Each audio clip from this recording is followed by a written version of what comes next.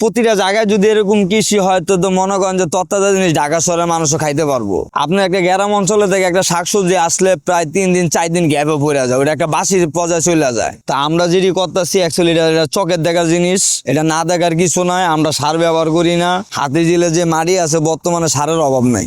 ঢাকাতে এরকম সাধারণত আমাদের আরবান যেটা চাষযোগ্য জমি খুব কম পাওয়া যায় না, এরকম কিছু জায়গাতে যেগুলো ফেলুল্যান্ড গুলো আছে চাষের আওতায় আনা যায়। এটার জন্য আমাদের ডিপার্টমেন্ট কৃষি সম্প্রসারণ অধিদপ্তর থেকে আমরা স্বপ্রণোদিত হয়ে ওনাদেরকে ইন্সপায়ার করে থাকি চাষাবাদ করার জন্য। 5 তারিখের পরে এলাকার ভিতরে দুনিয়া ইয়ার ভিতরে একটা হামলা হয়েছে, তখন তো সব এলোমেলো। 5 তারিখে আগে কিন্তু হাতি জিলে কেউ ওরে কোনো কিছু করতে দিত না। তো আর আমি মিলে একটা সিদ্ধান্ত নিলাম যে আমরা এই জায়গায় একটা কিছু করবো। তখন আমরা হাতি জিলে কোনারাতে আসি, ঘাটলার সামনে আসার পরে ওই জায়গাটা আমরা ময়লা আবর্জনা ছিল এই জিনিসটা পরিষ্কার করলাম। করার পর আর আমি লাল শাক, ডাঁটা শাক, আলু, গোলালু, এই গোলালু লাগাইলাম, দিয়ে চাষ সুন্দর হয়। এই জায়গা থেকে আস্তে আস্তে মানুষের সইরা গেছে গা, মানে পুরো হাতির ঝিল এখন কৃষি সবাই করে, নিজেরা করে, খায়, বেচে। দেখা গেছে এটার উচিত একটা সংসারও সুন্দর চলে। একটু পরিশ্রম করলে একটা ক্ষেতের থেকে মনে করেন যে 1000-1200 টাকা শাকসবজি বেচন যায়। যেরকম ওই যে আমাদের মূলা শাক, এই শাকটা ক্ষেতটা যদি ওটা প্রায় 400-500 টাকা বেচন যাইবো। নিজেরাও খাওয়ার পরে আমরা একটা মোড়া বানাই, বাজারের থেকেও বেশি। তো এটা বেশি পরিমাণ দিয়ে গিয়ে লেগে যে একটা ফ্যামিলি খাইতে পারে। আর বাজারে তো আপনার মনে করেন যে পরিমাণ মোড়াটা বাইন্দা দেয়, তখন এই মোড়া পরিমাণ খাইতে পারে না, হয় না। তা আমরা মোড়াটা একটু বেশি করে দিই। হ্যাঁ, অনেক অফিসাররা আসে দেখতে সুন্দর লাগে, তো তত্ত্বাজা জিনিস যে কোনো লোকই খাইতে চায়। যে চোখের দেখা জিনিসগুলো সার ছাড়া, সার মুক্ত, ফরমালিন নাই, তত্ত্বাজা জিনিস ওরা নিয়ে খাওয়ার মজাটা অন্যরকম। তো অনেক অফিসাররা আসে, আইসা বলে অনেকে টাকা হাতে আমরা ভালোবাসা নেই না, এমনিতে দিয়া দিই, বা অনেকে জোর করে টাকা দেওয়া যায়। হ্যাঁ, অনেকেই বলে যে হাতি জিলে পরিবেশটা অনেক সুন্দর হইছে, এরা পরিশ্রম করে কিন্তু পরিবেশটা সুন্দর রাখে। তো আর হাতি জিলের বিষয়ে যে এরা বর্তমানে ডিউটি করে আছে, ওনারা কখনো কোনো সময় আইসা আমাকে ভেটও দেয় না যে তোমরা এই জায়গায় এটি করো না। তা আশা করি হেরাও আসলে বলে যে খুব সুন্দর, তোমরা করো।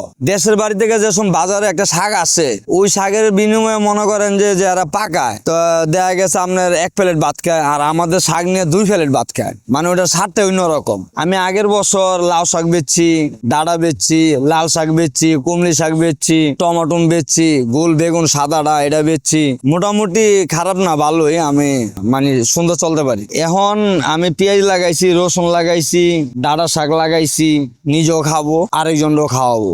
আমি অ্যাকচুয়ালি কখনো কৃষি কাম করি নাই, আর আমি দেশের বাড়িতে কখনো যাই নাই, ওরকম একটা যাওয়া পড়ে না। আমি ছোট থেকে বড় হয়েছি ঢাকা শহর, তো আমি নিজের অভিজ্ঞতা থেকে মানে এই জিনিসটা আমি একটা করলাম না। মানে ওই যে আমি যদি না বুঝি, দেখা গেছে হাতি ঝিল অনেক মুরব্বীরা যায়, বয়স্ক, ওনারা জানে, তো ওনাদেরকে জিজ্ঞাসা করি যে আঙ্কেল এই জিনিসটা হচ্ছে না বা কেমনে কি করা, তখন উনি আমার একটা পরামর্শ দেয় যে বাবা তুমি এইভাবে না এইভাবে করো। যে জানি না, ওনারে বললে বইলা দেয় সুন্দরভাবে। তো ওনার কথা মতন আমি এইভাবে জিনিসগুলা করি, সুন্দর হয়। হ্যাঁ, এরকম প্রথম বলছে যে ভাই এনে হুদাই ময়লা আবর্জনা, গুয়ের পানি। অ্যাকচুয়ালি কিন্তু এটা কিন্তু গুয়ের পানি না। আমাদের যে আশেপাশে যে বাড়িঘর আছে, তারা যে বাথরুম টয়লেট আছে, এর পানিগুলা কিন্তু হাতি ঝিলে যায় না। এটার এক্সট্রা টাঙ্কি আছে, ড্রেন আছে, এটা এক্সট্রা আলাদা। তো হাতি ঝিলের পানিটা বিষয়টা হয়েছে কি, একটু গন্ধ করে সময় হইলে। তো পানিটা তো মনে করেন যে জোয়ার ভাড়া যেরকম পানি চেঞ্জ হয়, এটা তো আর চেঞ্জ হওয়ার মতন না। গিনায় বলতে মনে করেন যে ভালো ফ্যামিলির লোকেরা গিনা না, হেরা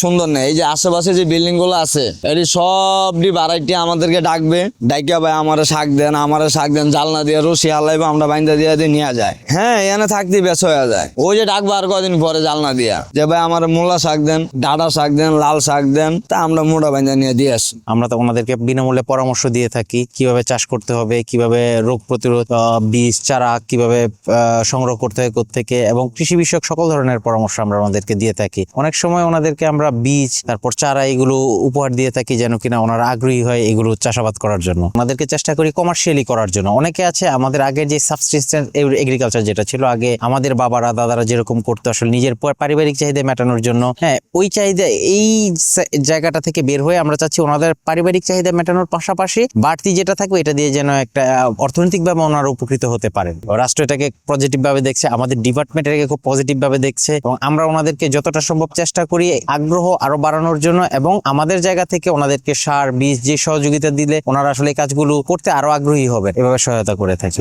ঢাকাতে আমাদের সাথে যোগাযোগ করবেন। আমরা ঢাকাতে যেই অনাবাদযোগ্য যে জমিগুলো আছে এগুলোকে চাষের আওতায় আনতে হলে যেরকম ভাবে সব ধরনের কৃষি বিষয়ক সহযোগিতা আমরা করবো ইনশাল্লাহ।